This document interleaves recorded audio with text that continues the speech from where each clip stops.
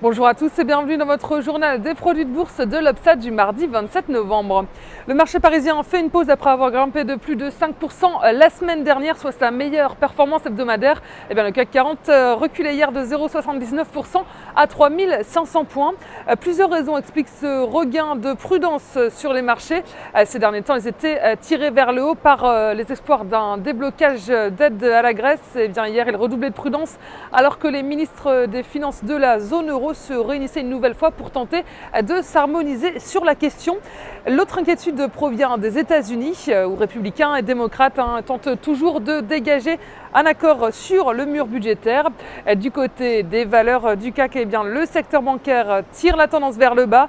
Crédit Agricole signe la plus forte baisse du CAC à moins de 67%. Société Générale est à moins 2,56%. BNP Paribas perd 1,63%.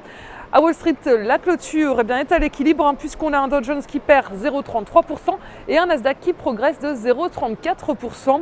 Les investisseurs ont suivi notamment les valeurs de la distribution puisque les Américains ont débuté, on rappelle, leurs achats de Thanksgiving un peu plus tôt cette année et ils seraient apparemment plus nombreux à avoir acheté en ligne.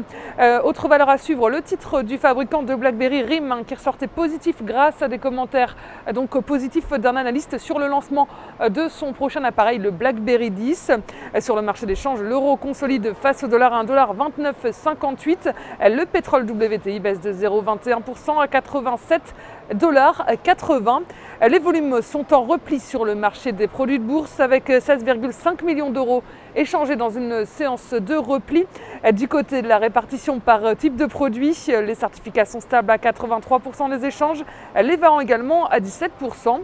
Concernant les transactions, les certificats représentent 71% des échanges et les varants 29%. Et si on regarde la répartition par sous-jacent, on voit que les indices sont en baisse avec 53% du marché et que les actions sont en hausse à 45%. Et la répartition des transactions sur les varants nous indique que les indices représentent 39% des échanges, les actions sont à 58%, le taux de change est à 1% et les matières premières sont à 2%. La valeur du jour, c'est aujourd'hui l'équipementier télécom Alcatel-Lucent. Graphiquement, le titre se retourne à la hausse au sein d'un canal ascendant de court terme et s'est affranchi d'une oblique baissière de moyen terme. Les moyennes mobiles à 20 et 50 jours croisent à la hausse et plaident en faveur d'un rebond technique. La stratégie qui vous est proposée pour jouer cette valeur, c'est l'achat du warrant call Alcatel-Lucent à 2536 T d'Unicredit au prix d'exercice de 1 € et d'échéance au 1er mars 2013. Voilà, c'est tout pour aujourd'hui. Très bonne journée et à demain.